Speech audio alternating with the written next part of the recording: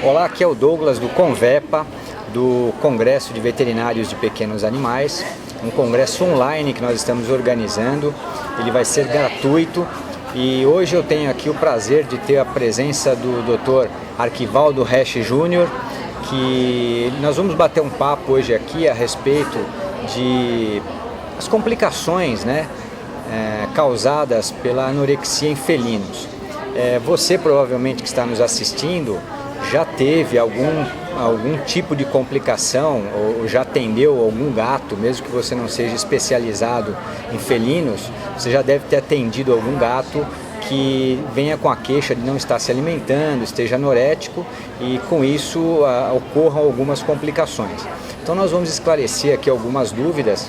O Valdo, como ele é mais conhecido por todos nós, né, Valdo, vai procurar esclarecer e contar para a gente um pouquinho sobre essas complicações. Valdo, quais são as principais complicações causadas pela anorexia nos gatos? Bom, Douglas, primeiro eu costumo dizer que não tem nada que preocupe mais um dono de gato do que o gato não comer.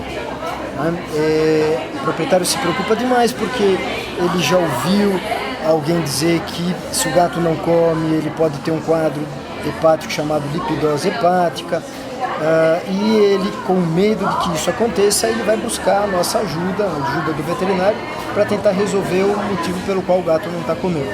Então, e o proprietário está certo, porque na realidade uma das principais complicações da anorexia em gato é a lipidose hepática, que é uma infiltração de gordura no fígado, levando aí um desarranjo estrutural e funcional dos hepatócitos e uma doença que pode, inclusive, ter uma evolução fatal.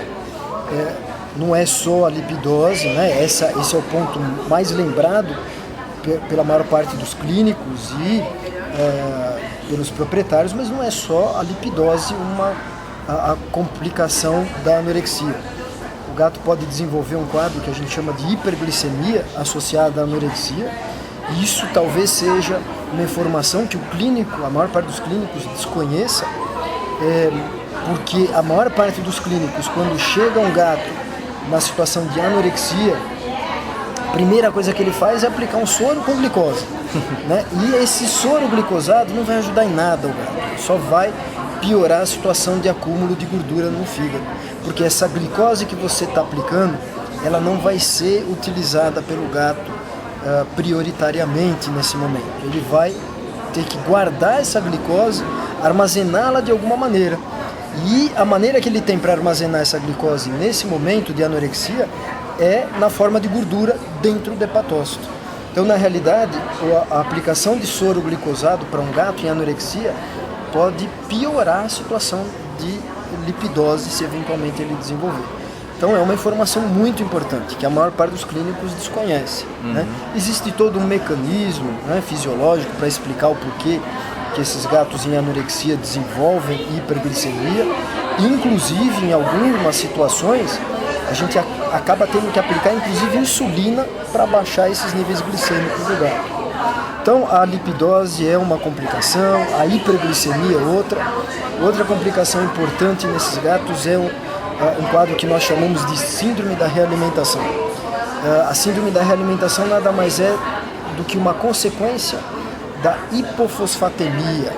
Níveis muito baixos de fosfato acabam gerando principalmente um quadro de hemólise no gato. Então o gato pode ter uma doença hemolítica secundária à hipofosfatemia. E por que ocorre a hipofosfatemia na anorexia?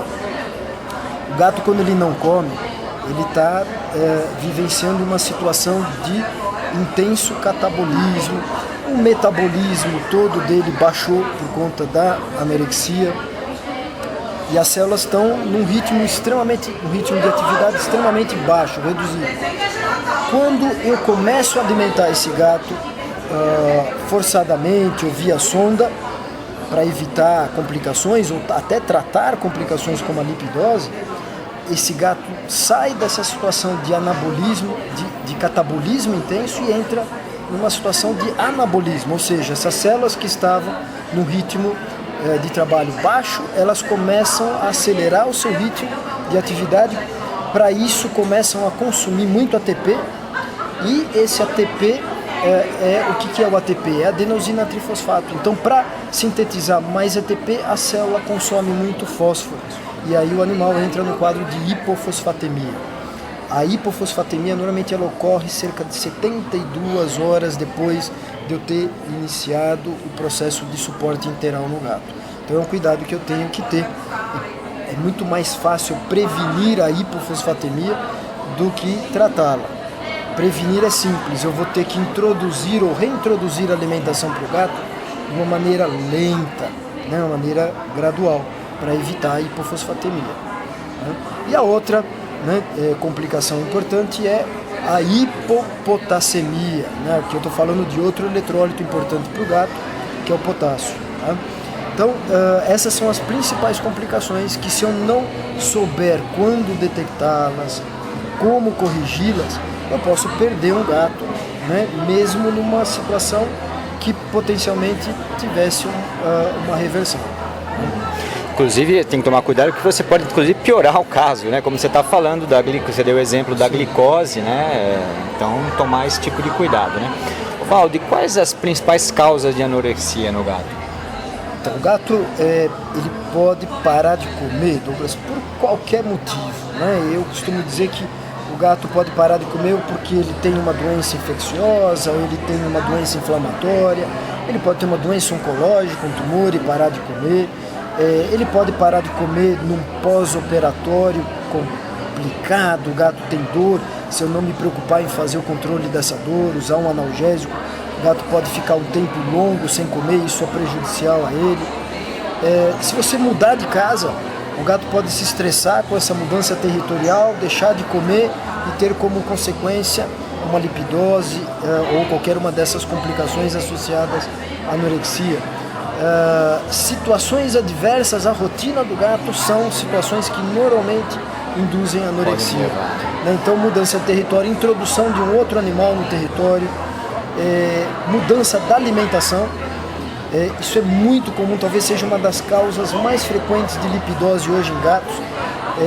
Gatos que o proprietário reconhece que são obesos, ele busca auxílio do veterinário, o veterinário orienta a fazer uma mudança na alimentação, introduz uma ração menos calórica, só que essa ração menos calórica não é palatável. O gato come pouco e o proprietário não percebe isso, e quando ele percebe, o gato já tem lá uma consequência da anorexia, uma complicação como a lipidose, por exemplo. E uma vez que o gato já chegou na clínica em anorexia, qual a conduta ideal que o veterinário já deve tomar para evitar essas complicações?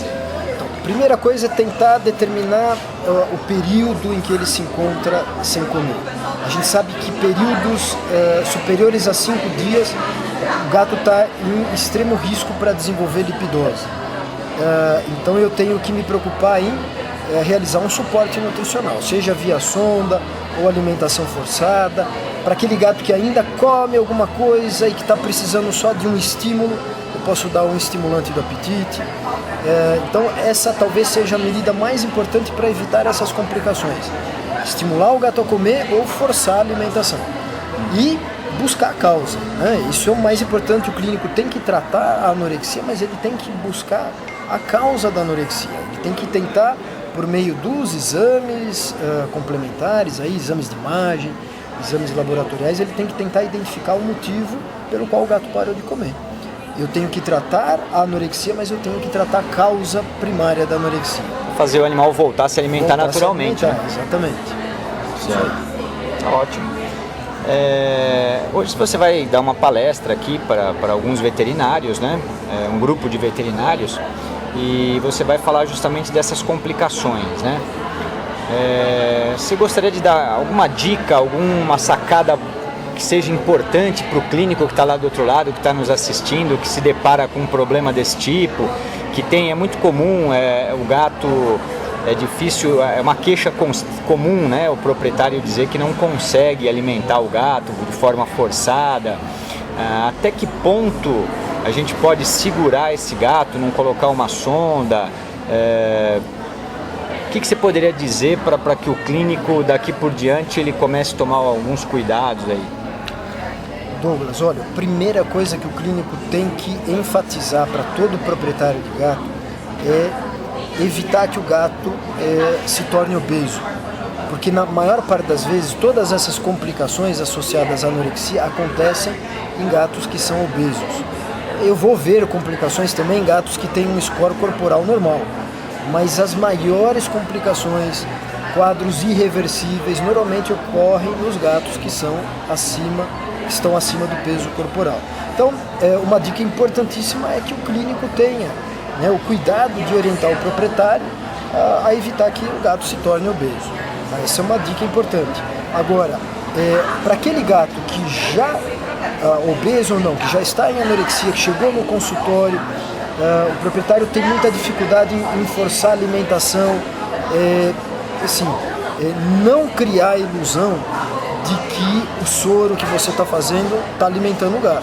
O proprietário tem essa ilusão, muitas vezes ele chega no consultório dizendo: dá um sorinho, doutor, o gato não está comendo, vamos aplicar um sorinho? Eu posso até aplicar o soro, desde que o gato esteja desidratado. Lembrar o proprietário que o soro ele corrige, né, um desequilíbrio hidroeletrolítico que o gato tenha, mas não supre as necessidades nutricionais do gato, não substitui o alimento. Então eu tenho que enfatizar que comer é importante, né? Essas são as duas principais dicas que eu daria para o clínico. Ótimo. Bom, o assunto, se a gente ficar conversando aqui, ele realmente vai longe, mas infelizmente nosso tempo é pequeno, né? Eu queria que você deixasse o seu contato, Valdo, da sua clínica. Você tem uma clínica aqui em São Paulo, na Avenida Pacaembu, né? Isso. Para os clínicos que quiserem esclarecer alguma dúvida ou até indicar algum caso para você, por favor.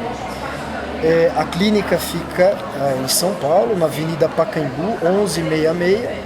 O telefone da clínica é 3082-3532. Mas se o clínico quiser tirar alguma dúvida, esclarecer algum ponto aí que ele tenha alguma dúvida, pode me mandar um e-mail, eu respondo os e-mails, às vezes demora 1-2 dias, mas eu respondo. O meu e-mail é valdo, com V, valdorec@usp.br. Ótimo. E só para dizer, a clínica, eu já entrevistei um colega que trabalha com você, inclusive o Pedro Horta, que trabalha na sua clínica, que é a clínica que se chama Vet Masters, né? Tá? Para que vocês também, se quiserem buscar, vocês vão encontrar mais facilmente. Valdo, muito obrigado pela sua participação, pelo tempo que você dedicou aqui para os nossos colegas. E se você gostou desse vídeo e quer ficar por dentro de outras entrevistas também, se inscreva em algum local aqui no vídeo, você vai encontrar uma área para você clicar e se cadastrar, se inscrever no meu canal para receber as novidades, e também para você se inscrever no congresso que nós estamos organizando, no Convepa, que vai ser um congresso online totalmente gratuito. Então eu aguardo você, obrigado e até o próximo vídeo.